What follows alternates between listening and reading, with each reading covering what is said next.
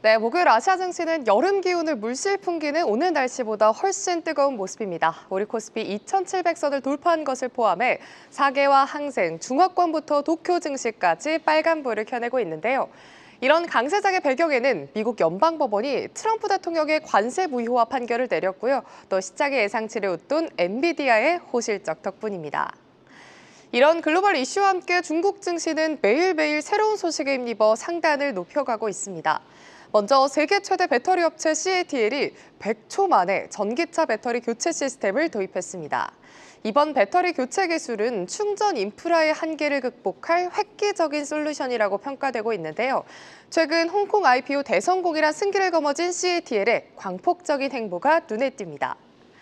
한편 중국의 인공지능 업체 딥시크가 신형 모델을 공개했습니다. 해당 모델의 성능이 오픈 AI의 최신 고성능 모델에 필적한다는 평가가 나오면서 테크주들까지 힘을 받아가는 모습인데요. 아무래도 5월 한 달 동안 혼조 국면 속에 눌림받았던 만큼 오늘 테크단에서 시세를 내주는 모습입니다. 덩달아 웃음 짓는 바이오주들입니다. 오늘 중국의 대표 바이오 기업인 우시앱텍이 장 초반부터 강하게 상승하면서 시장을 끌어주고 있습니다. 이런 대표주들의 강세에 오늘 상해지수가 3,370포인트를 바라보면서 탄력적으로 움직이고 있는데요. 현재도 0.74% 상승하고 있습니다.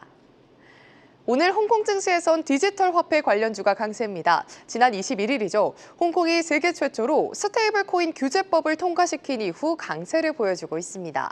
대장주인 중앙재선은 8%대, 이 밖에 사방창정이나 웅재과기 같은 종목들 모두 두 자릿수대 상승률을 보여주고 있습니다. 또 패션 업체 쉐인이 영국 런던 대신 홍콩 증시 상장을 추진하기로 했습니다.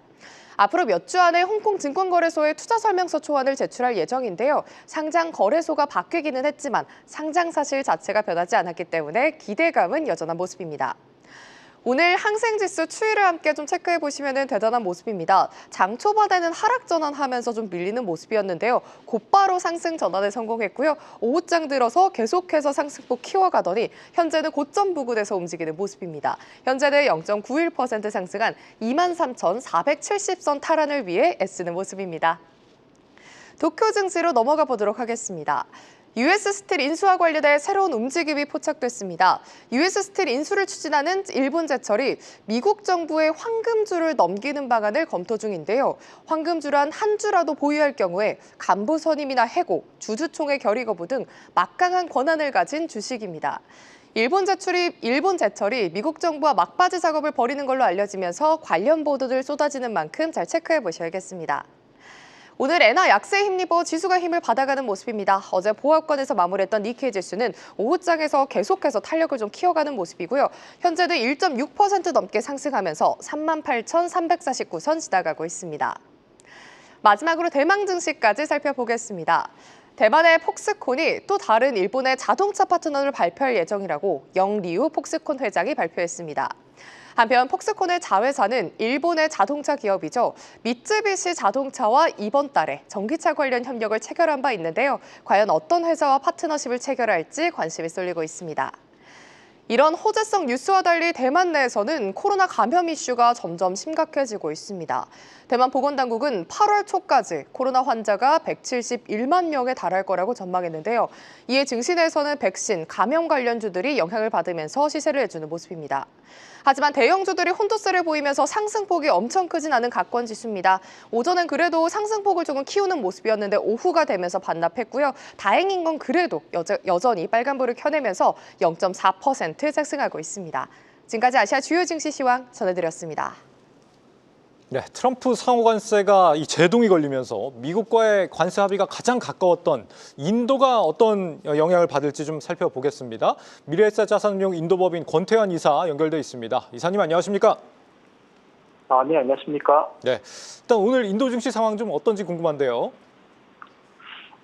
네, 지난주부터 인도 주시장을 좀 살펴보면은 사실 지난 5월 22일 목요일부터는 글로벌 시장 불확실성 그리고 미국 재정 정책 우려로 인해서 좀 하락하는 모습이었었고 그 이후 며칠간은 좀 회복을 보이는 모습이었습니다. 특히 IT 섹터 강세 그리고 외국인 기관 투자자들이 이제 다시금 돌아오면서 순매수 증가가 하면서 이제 주식시장에 긍정적인 영향을 미치면서 니프티 같은 경우에는 25,000포인트 선을 회복하기도 했었는데요.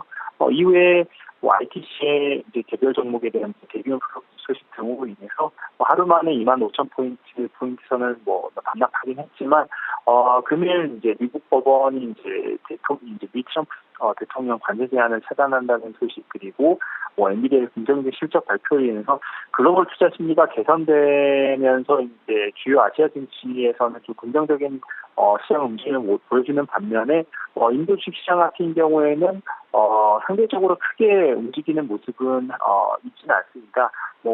전반적인 이제 지수에 대한 흐름은 이제 상승 흐름을 보여주고 있긴 합니다만, 특히 이제 IT 그리고 자동차와 같은 이제 관세에 직간접적인 좀 영향이 있는 섹터들에 대한 강세가 조금 더 있는 반면에 다른 종목들은 크게 상승하는 모습을 보여주고 있지 않고요. 이런 것들을 봤을 때 이제 인도 주식시장 같은 경우에는 글로벌 이슈, 국내 기업 뉴스에 민감하게 반응하면서 변동성을 좀 보여주고 있고요. 외국인 투자자의 지속적 유입 그리고 특정 섹터에 대한 강세로 인한 회복세가 어느 정도는 계속 이어지고 있는 모습입니다. 네, 우리가 자동차주가 강세를 보이듯이 인도도 자동차주가 강세를 보이고 나머지는 아직까지는 큰 움직임이 없다라는 말씀 주고 계십니다. 상호 관세가 네. 지금 당분간 제동이 걸렸는데 이 상황에서 관세 협상이라는 게 참 쉽지 않을 것 같습니다. 현지 반응은 좀 어떤가요? 현지 반응은 지금 크게로는 세 가지 정도로 나눌 수가 있을 것 같은데, 한편으로는 안도감을 느끼고 있는 부분도 있을 것 같고요. 트럼프 대통령의 상호관세 정책이 아시다시피 인도의 자동차 그리고 반도체, 제약 그리고 농산물 등 주요 수출 품목에 대해서 최대 25% 관세를 부과할 예정이었기 때문에 인도 기업들은 상당한 비용 부담을 우려해 왔었습니다. 이번 법원의 결정으로 인해서 이제 7월 발효가 연기되면 기업들은 단기적으로 숨통이 좀 트였다라고 볼 수 있는 부분이 있고요. 두 번째로는 이제 협상 지속에 대한 기대감도 있는데, 인도 정부는 이제 나렌드라 모디 총리를 비롯해서 상무부 장관 등 이제 방미 통해서 미국을 방문해서 양자무역 협상을 진행 중이었었고, 그리고 이제 오는 2030년까지 무역 규모를 5천억 달러로 확대한다는 목표를 향해 달려가고 있는 상황이었습니다. 결국은 현재 법원 결정으로 인해서 관세 부과가 지연이 되면서 인도는 미국과의 협상에 좀 더 유리한 조건을 얻을 시간을 확보했다라는 이제 관점도 보여주고 있는 부분이 있을 것 같고요. 마지막으로 좀 안 좋게 볼 수 있는 부분은 이제 불확실성에 대한 우려인 것 같습니다. 법원의 제동에도 불구하고 트럼프 행정부가 강경한 보호무역 비조를 유지할 가능성이 있기 때문에 인도 재계와 정부는 장기적인 대응 전략을 마련해야 하는 목소리가 커지고 있는 부분도 있습니다. 결국은 인도는 자국 간세 구조를 재검토하면서 자동차 그리고 섬유 제약 등 주요 산업의 경쟁력을 강화하려는 움직임을 보이고 있다라고 볼 수가 있을 것 같습니다. 네, 단기적으로는 숨통이 좀 트였다. 하지만 좀 불확실성은 여전히 걱정거리로 남아있다라는 말씀이신데, 역시 우리도 이제 대선 이후에 마찬가지로 미국과 협상을 해 나가야 되는 부분이기 때문에 비슷한 심정이지 않을까 이렇게 예상을 해봅니다. 인도가 그동안 이 중국의 대안으로 많이 거론이 되어 왔단 말이죠. 이 상호 관세가 무효가 된다. 이게 인도 입장에서는 또 한편에서는 여파로 작용할 수도 있겠다 이런 생각이 들거든요. 어떻게 보고 계십니까, 이 부분은?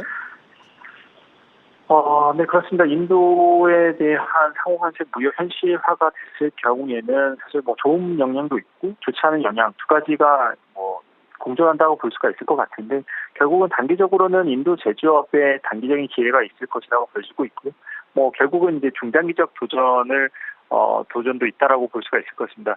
좋은 영향으로는 스마트폰 그리고 전자제품, 섬유 등 인도 제조업이 미국 시장에서 경쟁력을 유지할 수 있는 기회가 여전히 유효하다라는 점이 좀 좋은 부분이라고 볼 수가 있을 것 같고요. 좋지 않은 영향으로 본다라고 하면 결국은 협상 불확실성에 따른 투자 지연에 대한 우려도 볼 수가 있을 것 같습니다. 결국 법원의 결정으로 인해서 관세 정책이 중단되고 무역 협상이 재조정된다라고 하면 결국은 인도가 미국과의 이제 관세 협상에서 가깝게 이제 그 협상에 가깝게 결론을 가지고 가고 있는 그런 좋은 흐름이었음에도 불구하고 어쨌든 그 자동차 그리고 제약 등에 대해서 이제 관세 완화를 미국 정부에 제안을 했었고, 농산물 등 이제 민간 품목에 대한 높은 관세에 대해서는 이제 협상을 하면서 미국과 협상을 하면서 유리한 고지를 차지하려고 하고 있는 움직임이었었는데요.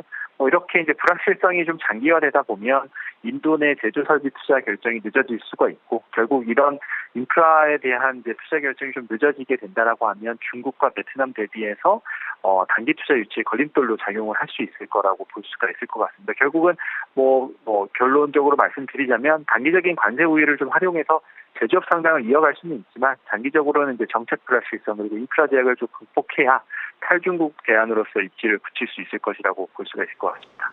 예, 이사님 오늘 말씀 여기까지 듣겠습니다. 감사합니다. 네, 감사합니다. 네, 미래에셋 자산운용 인도법인 권태환 이사와 함께했습니다. 계속해서 다양한 경제 이슈를 알고 싶다면 구독과 좋아요, 알림 설정 부탁드립니다. AI 캐스터 권미정이었습니다.